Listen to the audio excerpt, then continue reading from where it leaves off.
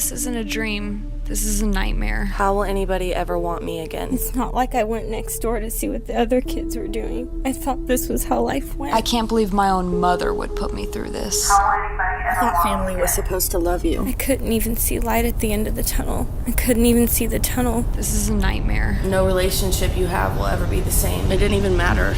All the men never I mattered. thought this was how life went. That's just all you ever knew. This is a Couldn't nightmare. even see the tunnel. This isn't a dream. This is a nightmare. I thought this was how life went.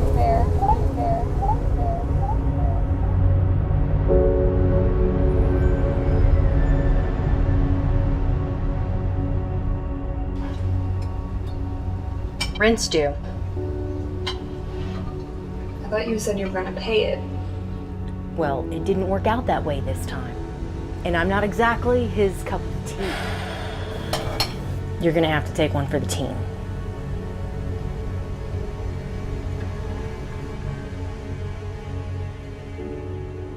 So the trafficker who does this recruiting and eventually causes the victimization of a young man or woman sometimes can start out a complete stranger, can start out somebody they met socially or through social media, but it also, and we see this a lot in Oklahoma, can be familial.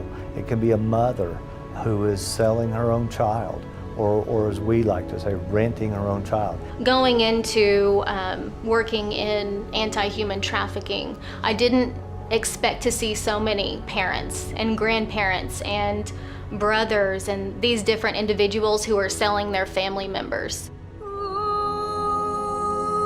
The people that don't believe that they're doing anything necessarily illegal, possibly immoral, but they don't believe that they're contributing to the problem. But unfortunately, in today's society, youth sells. So when you're talking about organized prostitution, obviously the traffickers are looking for the youngest girls that they can get because simply it's a youth-driven market. Those people that are frequenting organized prostitution or demanding free or cheap labor in their businesses are certainly fueling the human trafficking industry in Oklahoma. Well, hey.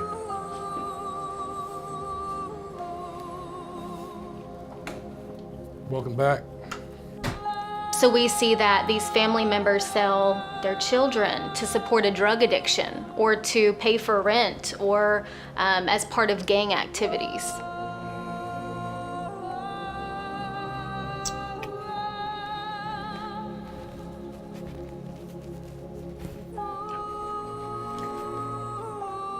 Fluff?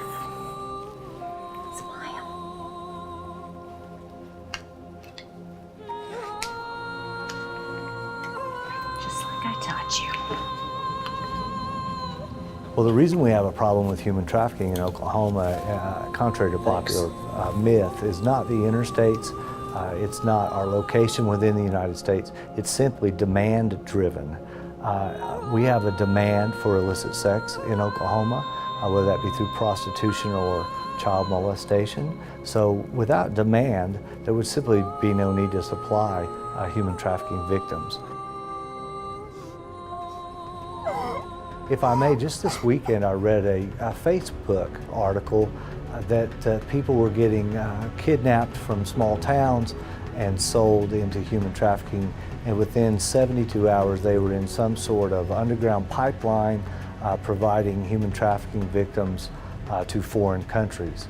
In 5 years we've never seen one single example of that, nor have any of our partners in the service provider industry or other law enforcement around the United States.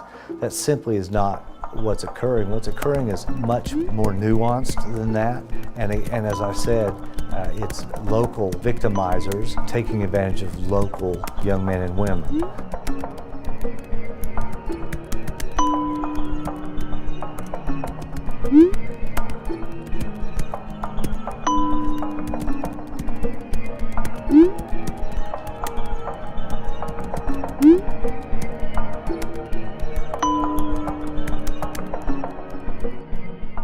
I'm spending the night with Maddie. Her mom said it was all right.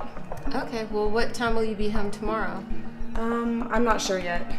Okay, well, let us know if you decide to spend the night there Saturday, too. Okay.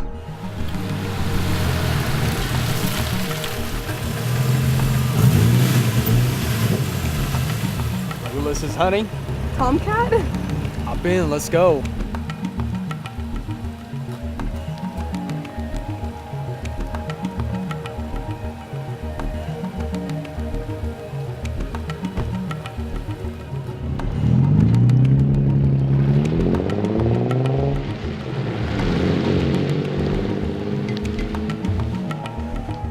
Drink?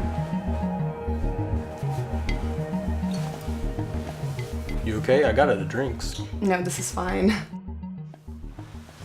so glad we were finally able to meet in person. You're even prettier than I imagined. You're not so bad yourself.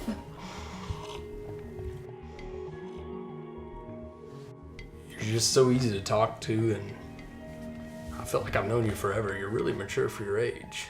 Really? Yeah. I mean, you're really easy to talk to, too. I could totally see myself falling for you. Really? Wow. When we discuss boyfriending in human trafficking, it can take a lot of different forms. It may begin on social media. You ever do any acting? It may begin as a simple compliment on one of those sites. Your picture looks great, you're beautiful, any kind of activity like that from someone that they don't know. It may involve meeting in person the first time. Hey honey, come on in. And as that relationship develops, and it may be very quickly, and it may be over a period of weeks or months, but at some point in that relationship, things are going to go bad. It's really nice to meet you. Nice to meet you. So now that introductions are made, I'll leave you two alone. Have fun. Wait, what? You did such a good job on your performance the other night. I showed the video to Ricardo. Tom, how could you? Stop, you're hurting me! You see this? You used to be so proud of this. So what would mommy and daddy say if they got this in their email tonight?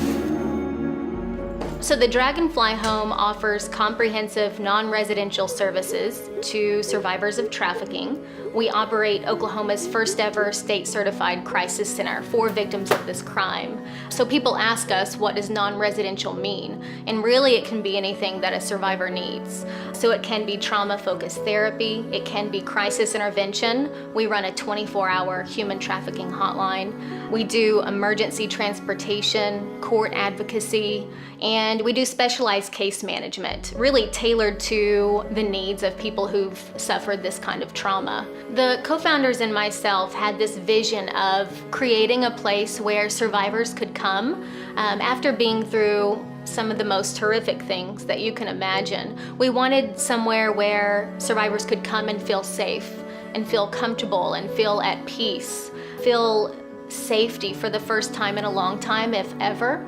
And so that was kind of what we thought of in founding the Dragonfly Home. Hope is possible. And so we hear from survivors that they're beginning to believe in themselves again, that when they walk in here, they feel safe. We have people who, they had these dreams that they never thought were possible, but they're living out those dreams now. And so at the Dragonfly Home, we recognize those daily successes and we celebrate those successes with the survivors that we serve.